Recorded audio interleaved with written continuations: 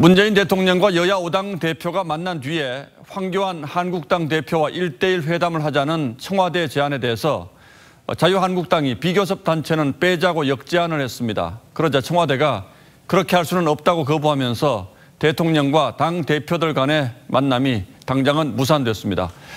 여기에 어떤 정치적 계산들이 깔려 있는지 오늘은 이 문제를 따져보도록 하겠습니다. 자, 강동 기자. 예. 보통 사람들 생각에는 한번 만나는 게 이렇게 어려울까라는 생각이 들기도 하는데 예. 일단 회담이 결렬된 이유는 뭡니까? 참석 범위를 놓고 이제 양측이 고집을 부렸기 때문입니다. 예. 청와대는 현재 여야정 상설 협의체에 속해 있는 정당의 당대표들과 다 같이 보는 걸 원한 거고요. 자, 한국당은 비교섭 단체 대표와는 같이 할 수 없다. 이렇게 이야기한 겁니다. 그러니까 한국당 입장에서는 제1야당으로서 대접을 해달라. 즉 5명 중에 1명으로 취급받는 건 싫다 이런 뜻이겠죠? 그렇습니다.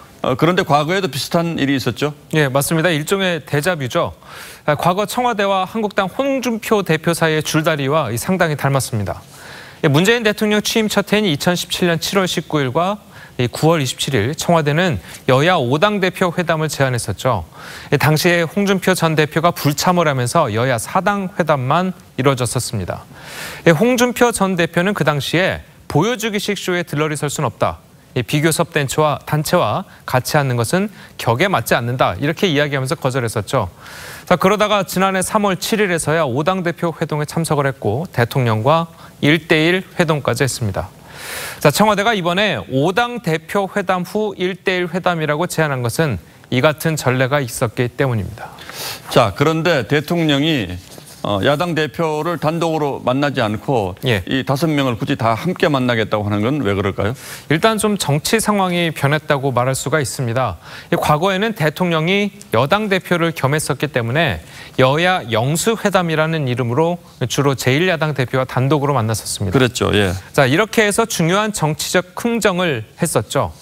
박정희 대통령은 난국이 있을 때마다 영수회담을 활용했고요. 한일 협정과 베트남전 파병, 그리고 대통령 직선제 등을 놓고 당시 야당 총재와 1대1로 만났었습니다.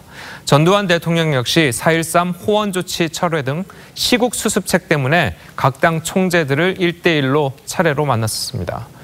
김영삼 전 대통령과 김대중 전 대통령 시절에도 1년에 한두 차례씩 영수회담이 열렸고요.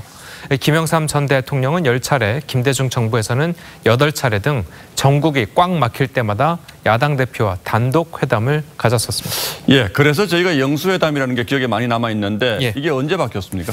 노무현 정부 때부터 이게 좀 바뀌었습니다. 당시에 노무현 정부는 당청 분리를 주장을 하면서 대통령이 당대표직을 내놨었죠.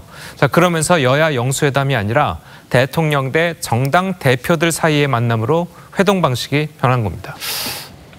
미국의 경우는 대통령이 의회 도움이 필요할 때마다 여야를 가리지 않고 만나서 협조를 구하는 게 아주 자연스러운데 예. 우리는 내용보다는 형식에 너무 신경을 쓰는 게 아닌가라는 생각이 들기도 하는군요. 네.